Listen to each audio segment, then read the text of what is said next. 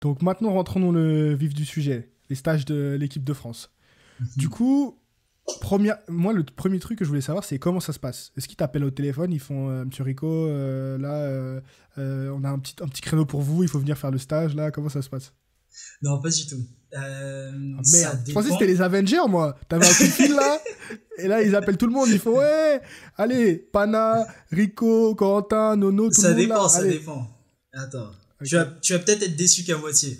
ok, Ça dépend. Alors, pour ce stage-là, ouais, vu qu'il était absolument pas prévu dans un premier temps, ok, ouais, on a eu un appel du DTN, Fabrice. Je sais ok. pas si tu vois qui DTN, c'est. ça veut dire quoi? Directeur technique national. Ok. Voilà. C'est comme, on va dire, Didier Deschamps de la force. Là, tu me parles, là, voilà. Didier Deschamps de Voilà. la force, ok. Et du coup, on a eu un appel. Dans un premier temps, il a appelé quelques-uns d'entre nous pour Mhm. nous proposer de venir passer un mois au Krebs, et histoire de nous dépanner un peu, vu compte Ouais, tenu des mesures Covid. ok. Donc Ouais. attends, juste avant que tu continues, le stage, c'est un truc qu'ils font aussi en dehors du Covid ou c'est parce il y a Covid qu'ils ont eu l'idée de faire ce stage? Alors, ça dépend. Il y a un stage obligatoire par an. Ok, Je crois que c'est dans toutes les fédérations, ça s'appelle le SMR. C'est le suivi médical régulier, c'est pour que les athlètes de cette fédération conservent leur statut de haut niveau. Donc, ok, il y a un stage obligatoire par an, Covid ou pas. ok, Mais par contre, les stages de longue durée qu'on faisait, non, ça c'était exceptionnel dû au Covid. Après, s'ils vont être reconduits les années d'après, je ne sais pas. Mais par contre, là, cette année, c'était exceptionnel. d'accord. Donc du coup, ils vous appellent, ils vous disent là, il y a un mois, si vous voulez, vous pouvez venir. Ouais, c'est ça, c'est ça. D'accord. Fabrice, il nous a proposé ça. Et du coup, bah, on est quatre à avoir accepté dans un premier temps. Qui? Toi? Au Krebs, il y avait moi, Samantha, Souley et Raled. Ok. Voilà. Donc, on est resté un mois. Et durant ce mois-ci, il y a les autres qui sont arrivés justement pour ce que je te parlais, Le ce dont truc je de te parlais, le détection. SMR. Ok. Ouais, suivi médical Suivi régulier. médical régulier. Ok. Ah ouais, voilà, c'est ça. Et du coup, on a fait un mois comme ça au Krebs. Ok. C'est quoi les critères du coup pour être sur la liste de sélectionnés du coup? Tant qu'on est dans l'analogie avec Didier Deschamps. En gros, il faut être sur la liste des SHN, des sportifs de haut niveau. Donc, D'accord. c'est la liste ministérielle, tu peux la trouver. Tu vas sur le site du ministère des Sports, je crois. Et il y a une catégorie force athlétique. Et tu as tous les athlètes de haut niveau qui sont listés. Mais comment tu fais pour être... Alors, parce que moi, pour moi, est-ce qu'il faut avoir déjà fait partie de l'équipe de France? Est-ce que c'est juste au total? Est-ce que... Faut avoir réalisé certains minima. Faut avoir réalisé les minima monde ou Europe au minimum pour avoir ce Ok, statut-là. Voilà. d'accord. Peu importe Il y a plusieurs si conditions t'es en en fonction de open, la catégorie junior... d'âge. Ah ok, c'est ce que j'allais dire. Ok, Hmm. d'accord. Ça dépend de la catégorie d'âge. Ok, d'accord. Du coup, comment ça se passe? Vous arrivez là-bas, vous avez une chambre... C'est ça. Bah, on arrive là-bas, on a tous une chambre attribuée. Et Chambre en seule fait, ou vous c'est un... partagez... Non, chambre seule. Putain. Ouais, franchement, on est bien. Ah, C'est au Crêpes des Vichy. ok. Crêpes des Vichy. On va dire que c'est un peu comme aller à un hôtel, une auberge, quoi. Ouais, et donc on est hébergé là-bas. Il y a un self Mhm.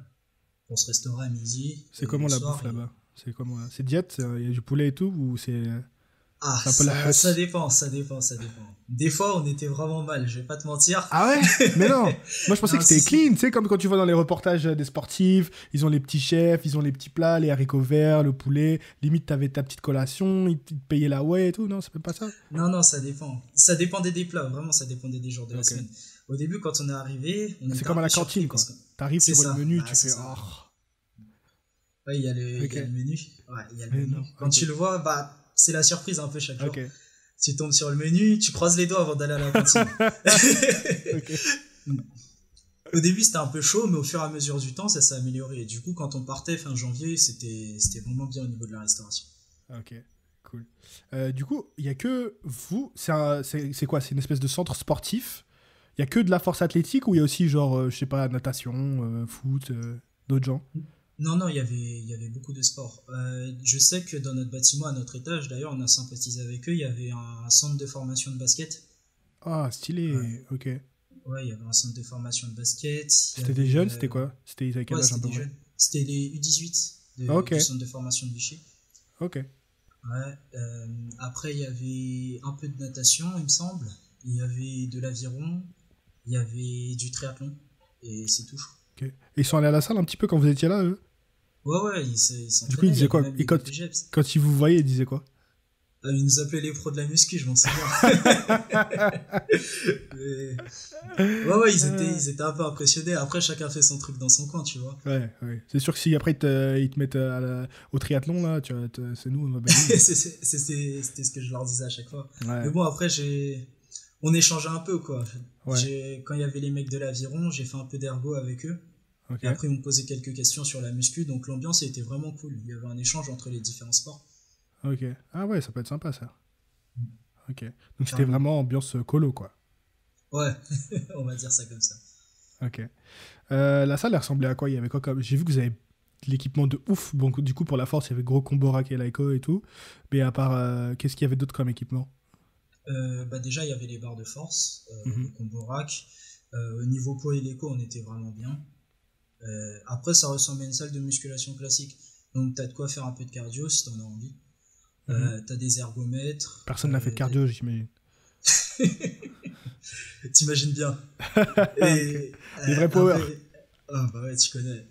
Ok. Après, on a les machines de musculation classiques, quoi, comme dans une salle de muscu. T'as barre de traction, barre à dips, etc. Mhm. Franchement, c'est bien équipé, il y a ce qu'il faut, quoi. Ok, cool. Si on, je voulais te demander, du coup, toi, je sais que tu te coaches seul, du coup, il me semble, ouais, c'est ça? Ouais, c'est ça. Est-ce que, du coup, quand tu arrives pendant les stages, est-ce que tu suis tu suis ta progra normalement ou justement l'entraîneur de l'équipe de France, il est là pour vous guider un petit peu ou est-ce qu'il a un droit de regard sur ton entraînement? Comment ça se passe ça? Non, pas spécialement. Il nous laisse assez libre sur ce qu'on peut faire. Ok, Donc, moi, je continue ma programmation, ouais, à chaque fois que je suis là-bas. Je continue ma programmation. La seule chose qui a changé, c'est que l'entraîneur de l'équipe de France, enfin le DTN, nous a proposé de faire du bi-quotidien, c'est-à-dire s'entraîner 2 fois par jour. ok. Donc j'ai essayé et c'était spécial, enfin, parce que j'avais C'est-à-dire? jamais eu l'occasion Ok, de tester ça. Et au niveau de l'optimisation de l'entraînement, ça peut être sympa. Donc tu peux répartir ton volume sur la journée. ok. Surtout, tu sais, tu fais la moitié de ton entraînement le matin. Ok, ce que j'allais Après, dire, c'est que donc, du ouais, coup, c'était la même séance, mais que tu, par exemple, squat le matin et bench l'après-midi ou l'inverse. exactement. Si je Ok, devais faire par exemple squat bench le lundi, au lieu ok, de tout faire dans une seule séance, bah, je répartissais une partie dans la matinée et une partie dans la soirée. ok. Ouais. Et donc c'était par exemple le squat le matin, ensuite je mangeais, je faisais ma petite sieste, et après je revenais le soir pour le bench. Ah, le vrai lifestyle de sportif, ça. Ouais, c'est ça, c'est excellent. Et du coup, t'as vu des progrès plus importants que si t'avais fait ta séance normale ou Ça dépend du mouvement. Ok. Ça dépend du mouvement. Au niveau du bench, ça n'a pas très bien tenu. C'est-à-dire, ça n'a Mais, pas très bien tenu. T'étais euh, fatigué, genre? J'étais fatigué, ouais. Ok. J'étais très fatigué. Mais pourtant, tu Et, répartirais plus ton. Enfin, tu fais deux séances, mais c'est le même volume. Donc en soi, enfin, je sais pas. franchement, je ne saurais pas l'expliquer. Ok. Ouais, je saurais pas l'expliquer, mais j'étais plus fatigué au bench. J'étais assez surpris. J'ai pu mettre une plus grosse fréquence au squat et au terre, et mon squat il a explosé. Ok. J'avais du mal à 260 au squat avant de partir au Krebs, et après, quand je suis revenu du Krebs, j'avais 280 RPE9. Ouais, En un mois. je sais pas, ouais. Bah non, non, pas en un mois et demi. Ok. 2 mois, ouais, ouais. Oh putain, Donc, vache. ouais, ouais, La niveau salle squat, du ça m'a temps, le fait du bien. bordel. La salle du temps.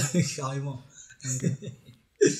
Après, niveau terre, j'ai pu ajouter un peu de fréquence aussi. Ça m'a permis de faire des petites optimisations techniques. Ok. Et c'était sympa. Ok.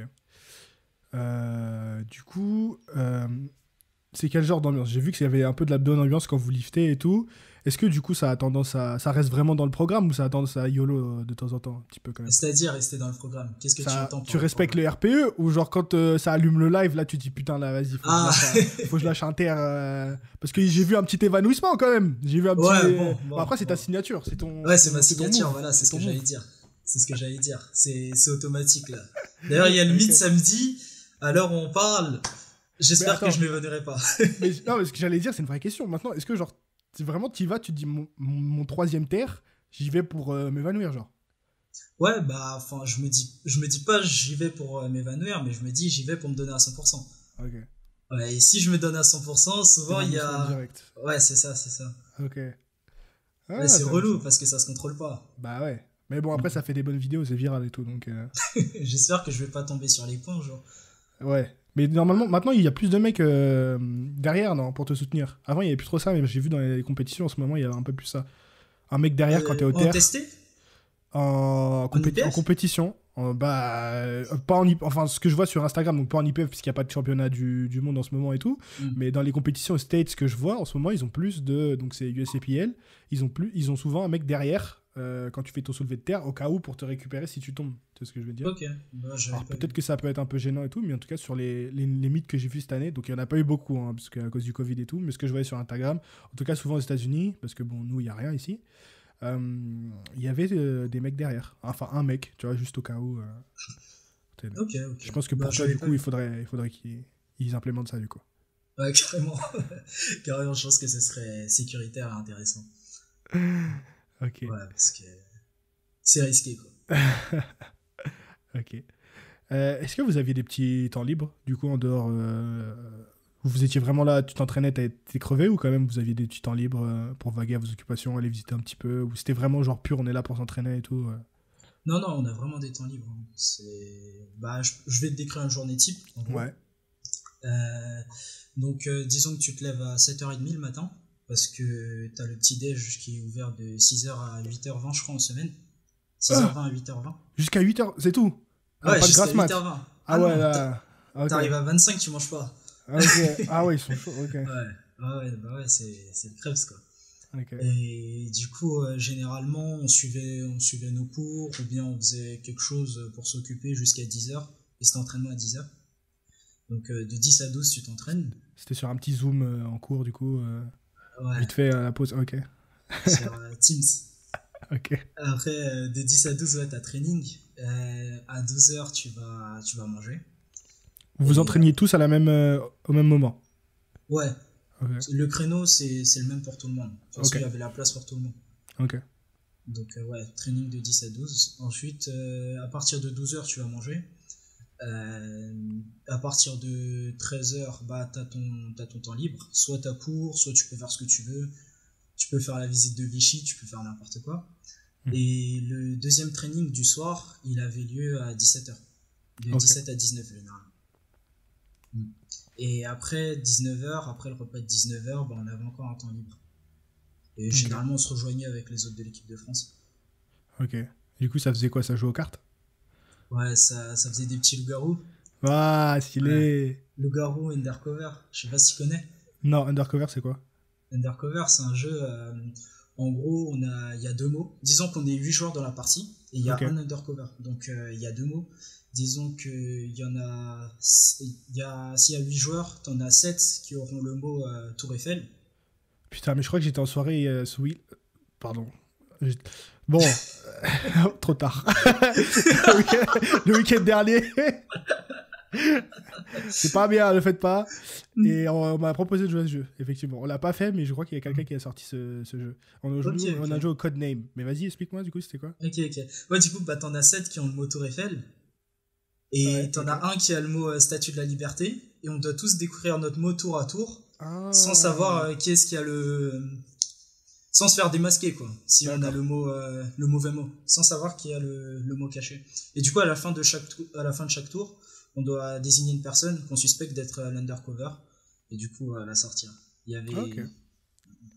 Ça, c'est crêper le chignon. Ah ouais. Dis donc, les gars, oh. Il y a des mauvais joueurs, c'est tout. Ah ouais? Qui? Ouais. Oh, je vais pas sortir de nom, sinon Pana il va s'énerver. Ah, ok, on a capté, c'est bon. Non, j'avoue, je suis mauvais joueur aussi. Ok, ouais, compétiteur, hein. C'est pas que dans la force athlétique. Retrouve l'intégralité de ma conversation avec Rico ainsi que tous les épisodes de Table Ronde de la Force sur Spotify et Apple Podcast. Table Ronde de la Force, c'est le podcast où je reçois des coachs, des athlètes en force athlétique pour parler programmation, nutrition, lifestyle. Bref, chaque semaine, on vous donne des conseils pratiques à appliquer à votre entraînement et à votre style de vie. Retrouve tous les épisodes sur Spotify et Apple Podcast maintenant.